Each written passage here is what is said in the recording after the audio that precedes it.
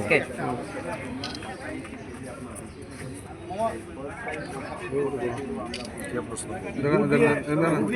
আরে অত্যন্ত ভালো লেগেছে। 5 বছর পর পর আজকের এই দিনটা আসে। গণতন্ত্র উৎসব আমাদের এই অঞ্চলের মানুষরা খুব ভালোভাবে উদযাপন করে। আমাদের এই অঞ্চলে জেনারেলি আমরা দেখেছি 72% থেকে 78% কাস্টিং হয়। আমি আশা রাখছি এবার 80% ভোট মানুষ দেবে এবং মানুষের মধ্যে আশা আছে, উদ্দীপনা আছে। নরেন্দ্র মোদীর পলিসি নিয়ে মানুষের মধ্যে একটা অ্যাসপিরেশন আছে।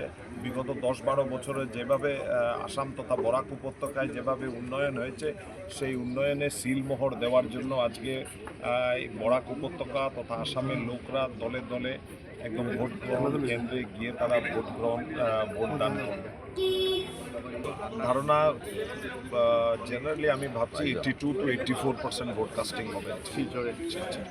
মানে আমার অ্যাসেম্বলিতে 82 to 84% ভোট কাস্টিং হবে।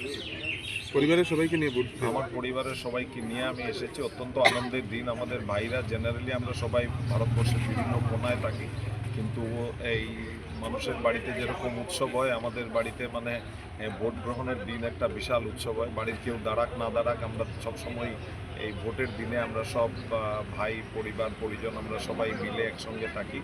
তো আজকে আমরা সবাই এসেছি বাড়িতে 8-10 জন আমরা ভোট কাস্ট প্রক্রিয়া চলছে।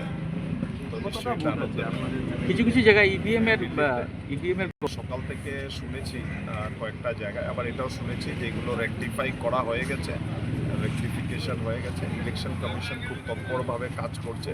আমি আশা করি যে যে জায়গায় গোলযোগ হয়েছে, আমি ইলেকশন কমিশনের কাছে আমার একটা আর্জি থাকবে, যদি কোনো জায়গায় আধা ঘন্টা থেকে বেশি 10-15 মিনিট কি আধা ঘন্টার থেকে বেশি সময় নষ্ট হয়েছে, পর্যাপ্ত পরিমাণে শেষের দিকে যেন সেই সময়টা দেওয়া হয়, যাতে ভোটাররা এসে যে নষ্ট সময়টাকে মেক আপ করার জন্য ইলেকশন কমিশন যেন দৃষ্টি রাখে।